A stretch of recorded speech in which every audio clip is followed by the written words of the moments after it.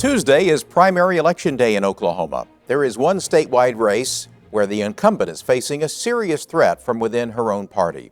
The contest for the Republican Party's pick to run for state superintendent of public instruction in November has become costly and nasty. More on that race in this Oklahoma Votes 2014 report.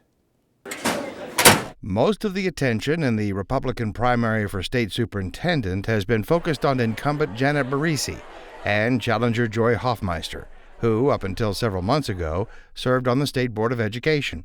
Superintendent Barisi has aired commercials talking about her qualifications, but she has also released several negative campaign ads aimed at Hoffmeister.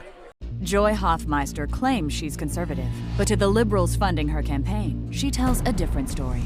In public, she's for income tax cuts, but privately, she called them the ruination of our state. In secret emails, Hoffmeister supported the liberals when they sued parents of special needs kids. For her part, Joy Hoffmeister has also gone negative to counter the Barisi advertisements. Janet Barisi first sent a thank you letter to the Obama administration for Common Core. And then Janet Barisi continued to push the federal takeover of our schools. Now, Barisi must turn to false negative attacks to hide her own failed record. The two apparent frontrunners appeared together at the Oklahoma City Republican Women's Club meeting.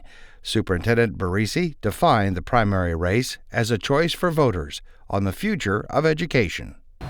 And that choice is very simple. You can either continue the work on implementing all of the reforms in Oklahoma, or you can vote to roll them all back, because that is the distinction. Superintendent Barisi says work is underway creating the process for rewriting the state's educational standards now that Common Core has been repealed. Barisi urged the crowd to read a book in the Old Testament to understand how that process will work. And it really is a gathering of people. Read Nehemiah, and you'll learn a lot about how we're taking the emphasis and the structure and how we're going to be doing this. Joy Hoffmeister told the club about her background and how she ended up on the State Board of Education. She doesn't disagree with the changes that Superintendent Barisi has put in place, just the way it's been done. Reforms don't happen when we pass a law or adopt policy. Reform happens when people come together to produce a desired change. Hoffmeister says her decision to challenge an incumbent superintendent from her own party was not made lightly. It's significant to challenge a sitting incumbent in one's own party. And unlike Janet Barisi, I don't have $1.8 million to personally self-finance the effort to get in office, or in her case, stay in office. So it is going to take a grassroots effort. The other Republican in the race is Brian Kelly, who did not attend the Republican Women's Club meeting. On his website, a video identifies his background and his goals. Republican Brian Kelly is a three-generation Oklahoma educator with over 20 years' experience and a champion of Oklahoma public school education financial reform. Academic achievement is the #1 goal of Oklahoma's public school systems. The Republican Women's Club meeting included a surprise appearance from a Democratic candidate for state superintendent, Jack Herron. I am a science teacher, certified in several areas. I'm also certified in administration. I have a superintendent certificate, I have a principal certificate, I have a teaching certificate. I've taught U.S. government in high school, I've taught biology in high school, and I've taught sociology. In college, I've also taught geology. Herron is a former employee of the State Department of Education and wrote budgets for former Superintendent Sandy Garrett and the first budget of Superintendent Barisi. Herron says he believes Oklahoma's education system is in trouble. We are in turmoil.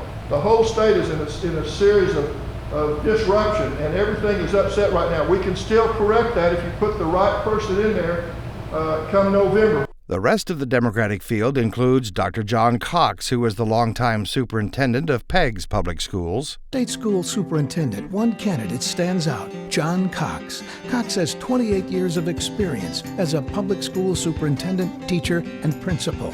John Cox will fight for local control of our schools, support teachers and parents. Dr. Frida Deskin is a former teacher and founder of Aztec Charter School. On her campaign website, Deskin focuses on the general election instead of her primary opponents. I'm Frida Deskin. Janet Barisi opposed funding teacher pay raises. At the same time, she gave her staff huge pay increases. I'll make sure our children come first. Dr. Ivan Holmes is a retired teacher. He also launched his campaign criticizing Superintendent Barisi, but has since had an ongoing battle with fellow Democrat Frida Deskin. The chair of the Oklahoma Democratic Party says Superintendent of Public Instruction is a contest. The Democrats can win. There's so much animosity towards Janet Barisi and the things that she's done or failed to do that we truly believe that it's a statewide race that we can win. We think it's ours. Wallace Collins says Democrats do not have a preference about which Republican candidate they run against in November. I don't really think there's that much difference between the two of them. And so that's the reason I'm not saying I hope we run against one or the other, because I think they're two peas in a pod in reality.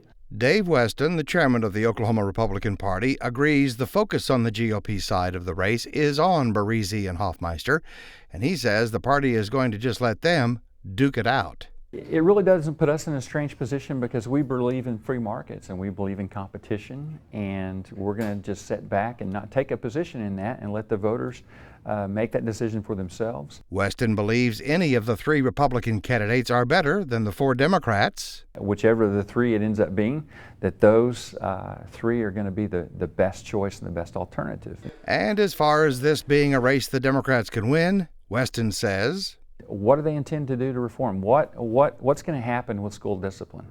You know, we have anarchy in the classrooms right now. But Wallace Collins believes having four candidates in the superintendent's race shows that the Oklahoma Democratic Party is on the comeback trail.